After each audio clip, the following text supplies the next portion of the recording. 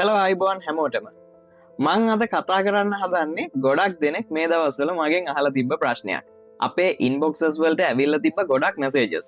මේ එකම ප්‍රශ්න තමයි ගොඩක් අහලා තිබ්බේ. මොකද මාත් දකිනවා මේ දවස්වල ලංකාවේ අපේ ප්‍රයිවට් යුනිවර්සිටිස් වල ගවර්න්මන්ට් යුනිවර්සිටිස් වල ග්‍රැජුවේෂන්ස් තියෙනවා. ඉතින් අහලා තිබ්බ ප්‍රශ්නේ මම මේ යුනිවර්සිටි එකෙන් මේ ඉංජිනේරින් ඩිග්‍රී එක මම මේ වගේ ක්ලාස් එකක් කරන් තියෙනවා. මං කොහොමද ඉංජිනේරින් ජොබ් එකක් හොයාගන්නේ? මං කොහොමද ෆීල්ඩ් එකට එන්ටර් වෙන්නේ? ඇත්තරම මට කියන්න තියෙන මෙච්චරයි. දැන් ඕගොල්ලෝ ඉංජිනේරින් ඩිග්‍රී එකට ඕගොල්ලෝ කැප කරනවා අවුරුදු 3ක් නැත්නම් අවුරුදු 4ක්. ගවර්න්මන්ට් යුනිවර්සිටි එකක නම් ලංකාවේ අවුරුදු 4ක්. සමහරක් වෙලාවට ඊටත් වැඩි මන් දන්තරමේ අවුරුදු 4ක්. ප්‍රයිවට් යුනිවර්සිටි එකක නම් අවුරුදු 3ක්. ප්‍රයිවට් යුනිවර්සිටිස් ගොඩක් සමහරක් ඒවා තියෙනවා ෆොරින් යුනිවර්සිටිස් එක්ක ඇෆ්ලියේට් ඩිග්‍රීස්.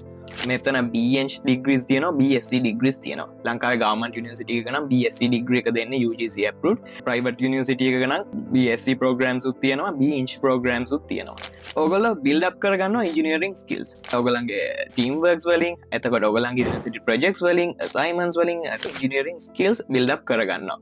මේ skills තමයි problem solving, critical thinking, communication, ඔගලන්ගේ තව research skills, මේ engineering skills අපිට කියන්න පුළුවන් transferable skills කියලා.